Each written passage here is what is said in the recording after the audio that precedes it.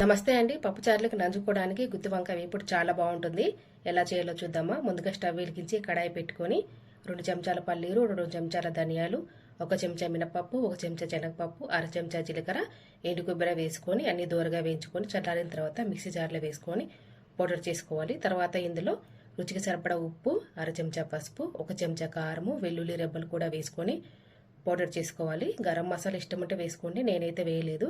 తర్వాత ఉప్పు నీళ్ళల్లో వంకాయల్ని మనం గుత్తి వంకాయకి ఎలా కట్ చేస్తామో అలా కట్ చేసుకొని పుచ్చులు లేకుండా చూసుకొని కడిగి ఒకసారి బట్టలో వేసుకొని తడి లేకుండా తుడుచుకోవాలి.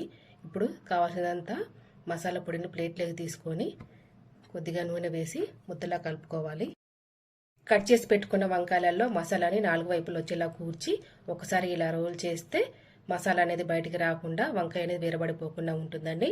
ఇలా అన్ని వంకాయలు స్టఫింగ్ చేసుకున్న తర్వాత స్టవ్ వెలిగించి ప్యాన్ పెట్టుకొని కొద్దిగా ఆయిల్ వేసుకొని స్టఫ్ చేసుకున్న వంకాయలన్నీ వేసి పైన లైట్గా ఉప్పు చిలకరించి మూత పెట్టి 2 వైపులా తిప్పుకుంటూ మీడియం ఫ్లేమ్లో వేయించుకోవాలి. ఇది అందరికి తెలిసిన రెసిపీ అండి. నేను ఎలా చేస్తానో చూపిస్తున్నాను. ప్రాసెస్ నచ్చితే మీరు కూడా ట్రై చేయండి. ఇలా 2 వైపులా వేయించుకున్న తర్వాత మిగిలిన మసాలాను కూడా వేసుకుంటే గుమగుమలాడే గుత్తి వంకాయ వేపుడు రెడీ. మళ్ళీ నెక్స్ట్ వీడియోలో కలుసుకుందాం.